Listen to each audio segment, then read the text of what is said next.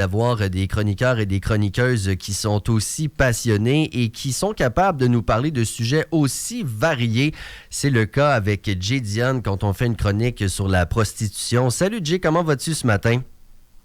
Bon matin, Rémi, ça va très bien, toi? Ça va bien, je suis content qu'on puisse se parler. Lors de la dernière chronique, Jay, on a jasé des impacts des réseaux sociaux sur l'entrée dans la prostitution des mineurs, puis on se quittait en discutant des effets de la consommation de la pornographie, entre autres, chez les jeunes qui n'étaient pas négligés. Oui, tu sais, en fait, quand on en a parlé, j'étais vraiment animé par ce sujet-là, puis j'avais vraiment envie de venir aujourd'hui puis de parler de pornographie. Là, j'essayais de préparer la chronique, puis j'étais comme, oh mon Dieu, il y a tellement de choses à dire, qu'est-ce que, tu sais, par quelle base je prends ça un peu? Puis je pensais parler d'hypersexualisation, de la porno qui devient de plus en plus hard. J'avais pu parler de l'accessibilité aussi, de la facilité d'accès, dans le fond, des sites porno pour les jeunes puis les enfants.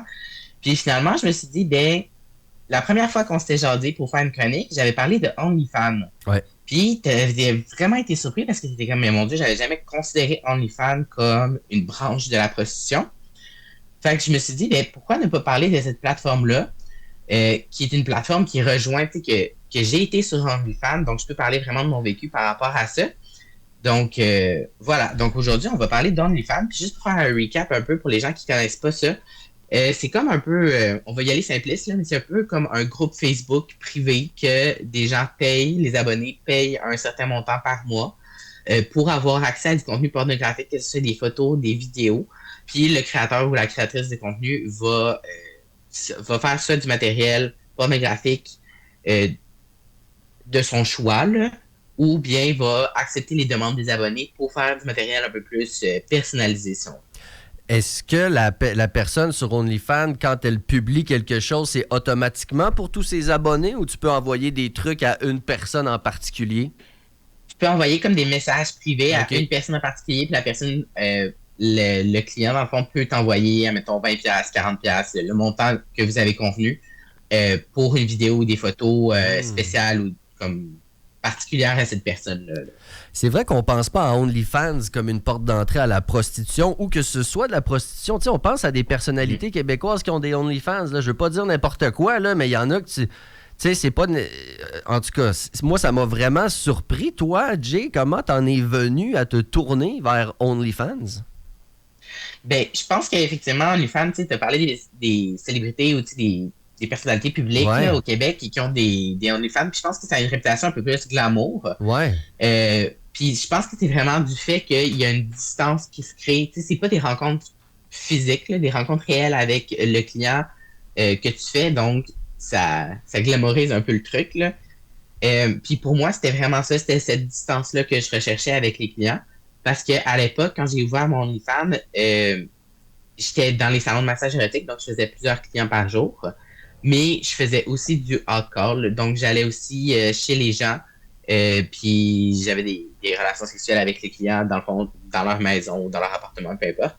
Puis le OnlyFans, ça me permettait de mettre cette distance-là parce que les rencontres physiques, ben, c'est pas tout le temps sécuritaire non plus. Tu sais pas sur qui tu tombes, tu sais pas s'il est tout seul, tu sais pas dans quel état il est. Il peut être en consommation, il peut être en psychose. C'est beaucoup de facteurs de dangerosité un peu, là. Ben non, on comprend. Donc, toi, tu faisais salon de massage, tu faisais ce que tu disais, donc des outcalls, aller chez les gens. De, ce qu'on comprend, c'est que OnlyFans, ça pouvait sembler plus sécuritaire dans une certaine mesure. Oui, tout à fait. Puis, tu sais, en fait, je pense que le risque se situe pas à la même place non plus. Tu sais, que tu fasses des rencontres en ligne, que tu fasses du OnlyFans, une plateforme en ligne, ou que tu fasses des rencontres physiques, c'est ça, les dangers, entre guillemets, ne sont pas au même niveau.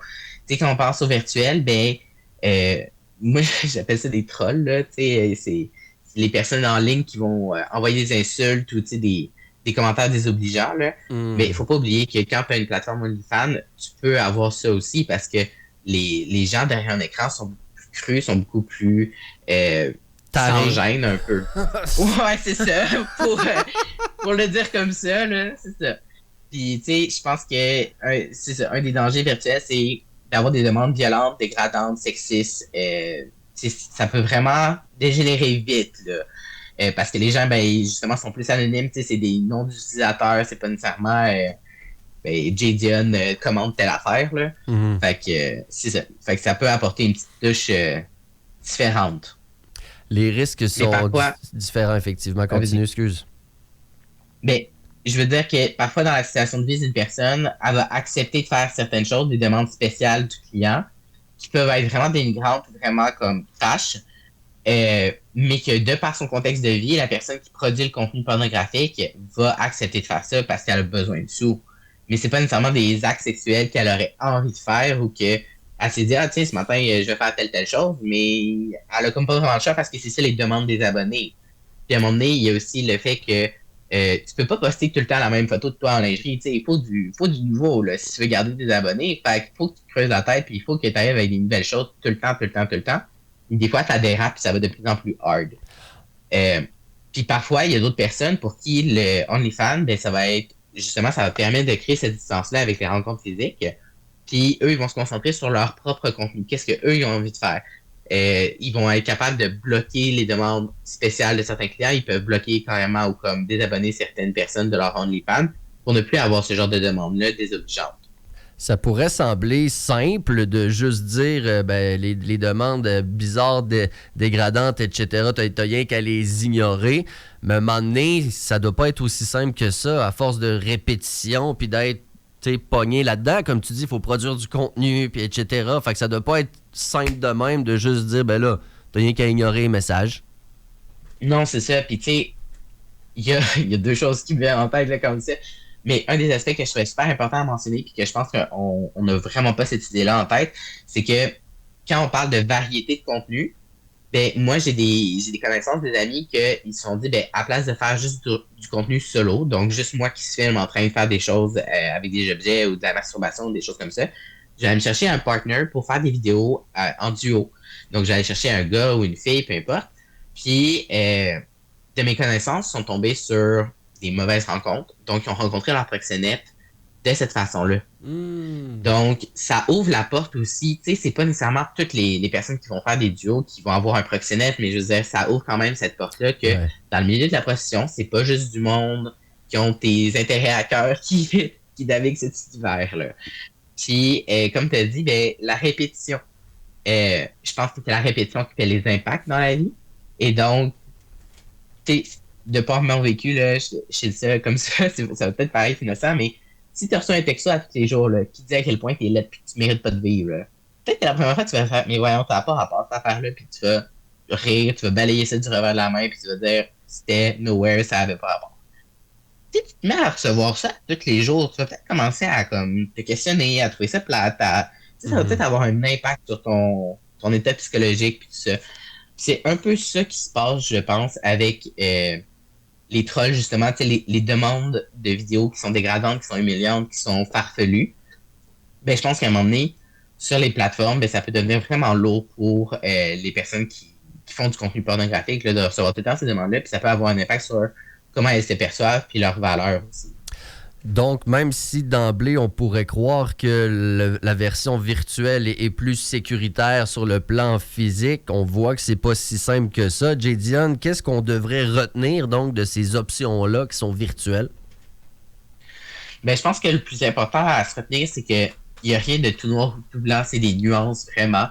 Que certaines personnes dans le virtuel vont trouver une sécurité, vont trouver que c'est plus distanciés du physique puis qui vont trouver leur compte là-dedans.